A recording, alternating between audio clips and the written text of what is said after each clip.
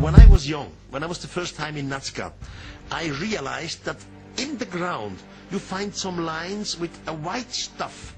To me it looked like salt. I crushed it out with my nails. I took it into my mouth. It doesn't smell like salt. It smelled like nothing.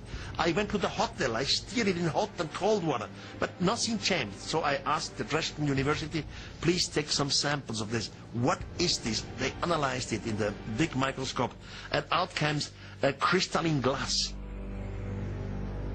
We don't understand this. So I know for sure something is wrong in Nazca.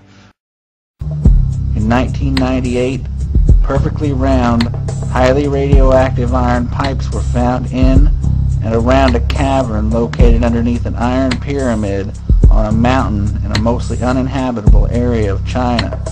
The pipes date to the beginning of the age of the bull, the age of the destroyer. In the state of Washington, it was against the law for an Asian to marry a white person, up until not too long ago. It is no accident that most people think the Great Pyramids of Egypt are such a mystery. They were built to warn us. They are all aligned to the stars, most of which reside in China, which not only has the largest pyramid in the world, they have over 100.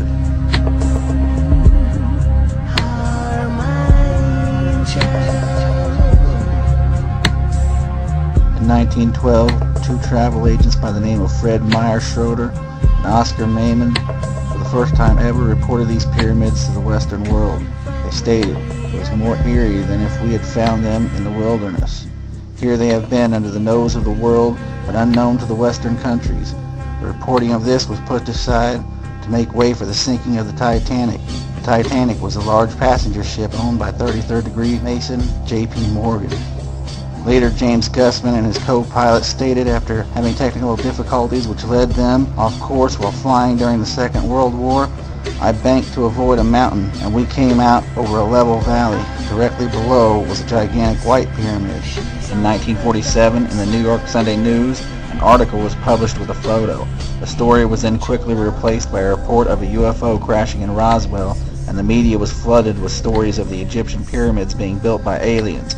All mention of Asian pyramids was then banned from the mainstream media and not allowed back again until almost 50 years later, making people forget the markers were left to represent the ages of the destroyer, such as the Pleiades and the Taurus Bull constellation. And all around the world, no matter what language the people are speaking, the God who wanted the people to be like the gods and gave them the knowledge to build the temples is described as the God of merchants and of arts, crafts, and knowledge, of the dawn of Venus. The feathered serpent was the legendary bringer of civilization to Central America, the teacher of astronomy and architecture. Serpent symbolism is found all across the ancient world. In the temples of Angkor, in Cambodia, images of gigantic serpents with many heads are everywhere. The god-monster Typhon smothered the earth, choking everything. But the earth belonged to Zeus. The feathered serpent was the symbol not only of a god, but of a group of human beings. Mayan sacred texts call them plumed serpents, great knowers, great thinkers in their very being. To the Aztecs, they were light-skinned and bearded. This is what the war was about. Poseidon gave this knowledge to his people to make everyone equal, but the bloodline of Zeus wanted to keep their status as gods. They wanted control of the entire world. Civilizations such as the Aztecs, the Mayans, and the Hopi were all descendants of the Asians, tribe of Poseidon, and they verbally passed down for thousands of years information about each of the previous 3 worlds of this cycle, information that almost the entire race of humanity has been forced to forget at the hands of the brutal mentality of the descendants of the tribe of Zeus. The firstborn son of Enlil, Zeus, was named Sin. He was the inheritor of what was known in the land we now call Iraq of the Tablet of Destiny. It is because of these Sumerian tablets that we now know what the Tree of Life and Tree of Knowledge in the modern Bible really was. It was because of his inherited knowledge that the tribe of Sin was able to conquer the Age of the Bull.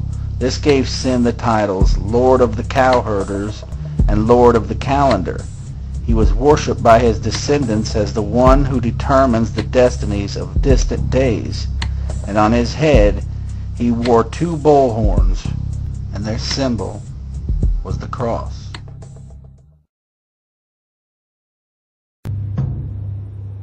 Here in central Mexico stands an ancient city that dates back more than 2,000 years. Its name, Teotihuacan, literally means City of the Gods. And located at its center is the Pyramid of the Sun. Incredibly, this pyramid's perimeter is virtually the same as that of the Great Pyramid of Giza. At Teotihuacan, here you have a giant pyramid of the sun and a giant pyramid of the moon. According to the legends, these things were built at the end of one of the destructions of the world. Each time mankind rebuilds again, and Teotihuacan supposedly was built just at the beginning of one of these 4 worlds.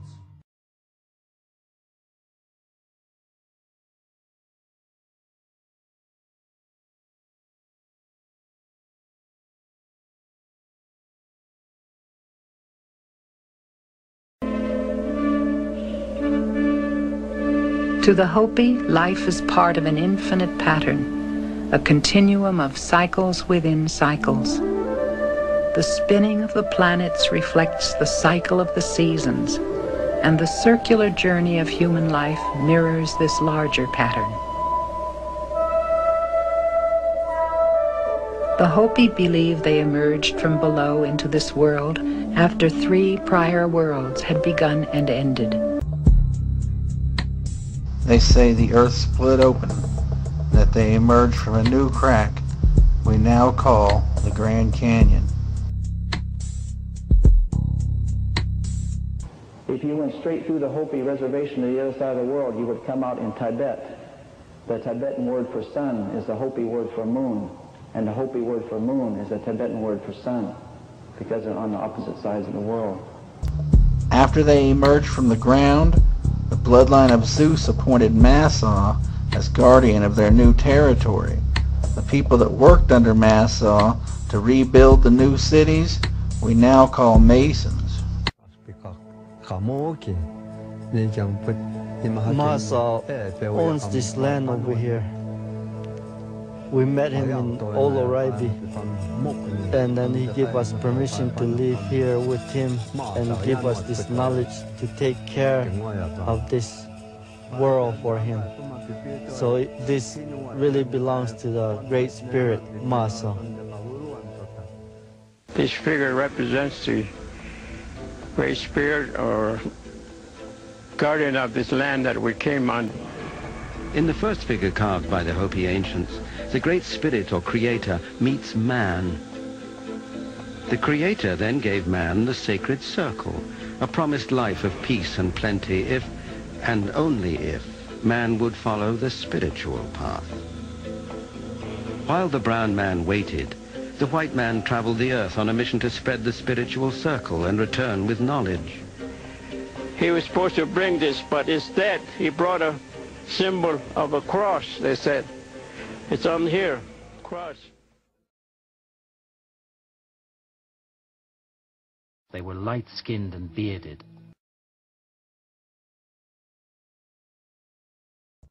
Beginning around 2200 BC, and for the next 2,160 years, on the morning of the spring equinox, the sun rose in the constellation of Aries, the Ram.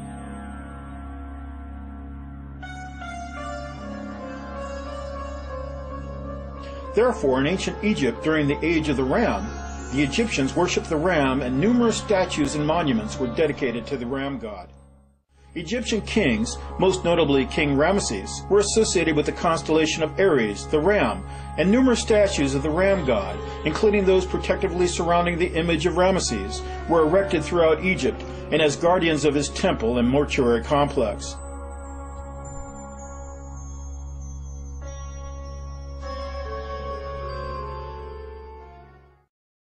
At this same time, they assigned a new creator god in the age of the creator, the age of the ram, to the people we now call Jews. But instead of just watching over a specific territory, they were promised the land of Israel for their cooperation in taking over the territories that once belonged to the descendants of Poseidon. This is what the Lord, the God of Israel, says. Each man strap a sword to his side. Go back and forth through the camp from one end to the other, each killing his brother and friend and neighbor. The Levites did as Moses commanded, and that day about 3,000 of the people died. And the Lord struck the people with a plague because of what they did with the calf.